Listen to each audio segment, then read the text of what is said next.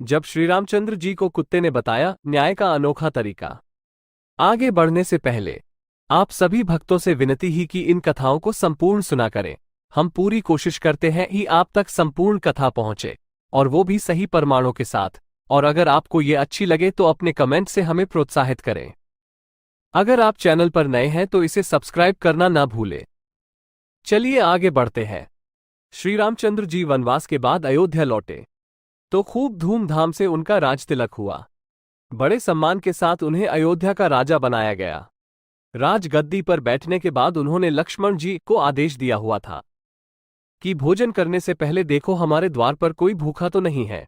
एक दिन की बात है, लक्ष्मण जी ने श्री रामचंद्र जी से कहा, मैं अभी आवाज लगाकर आया हूं, कोई भी भूखा नहीं है। श्री रामचंद्र जी ने कहा, दोबारा जाओ और जोर से आवाज लगाओ, शायद कोई भूखा रह गया हो।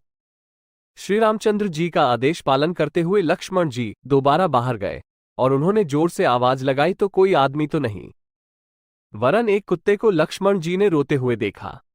अंदर आकर उन्होंने श्री रामचंद्र जी से कहा, बाहर कोई व्यक्ति भूखा नहीं है, बल्कि एक कुत्ता अवश्य रो रहा है।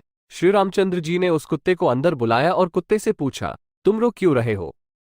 कुत्ते ने कहा, एक ब्राह्मण ने मुझे डंडा मारा है। श्री रामचंद्र जी ने ब्राह्मण को बुलवाया और उससे पूछा, क्या यह कुत्ता सही बोल रहा है?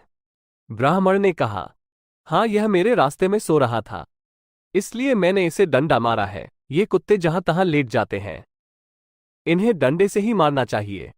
श्री रामचंद्र जी समझ गए कि ब्राह्मण की ही गलती है, परंतु ब्राह्मण को क्या कहें, सो उन्होंने कुत्ते को पूछा, ब्राह्मण ने तुम्हें डंडा मारा तो तुम क्या चाहते हो?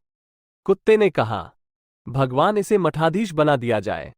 कुत्ते की बात सुनकर भगवान मुस्कुरा दिए और मुस्कुराते हुए कुत्ते से पूछा, इस ब्राह्मण ने तुम्हें डंडा मारा, बदले में तुम इन्हें मठाधीश बनाना चाहते हो।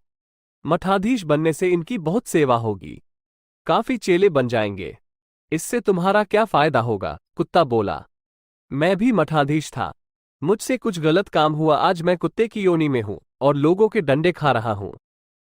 ये भी मठाधीश बनेगा, फिर कुत्ते की योनि में जाएगा, फिर लोगों के डंडे खाएगा तो इसकी सजा पूरी हो जाएगी।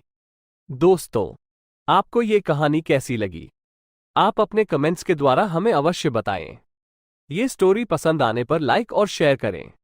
ऐसी ही और कहानियों के लिए हमें सब्सक्राइब कर लें। धन्यवाद।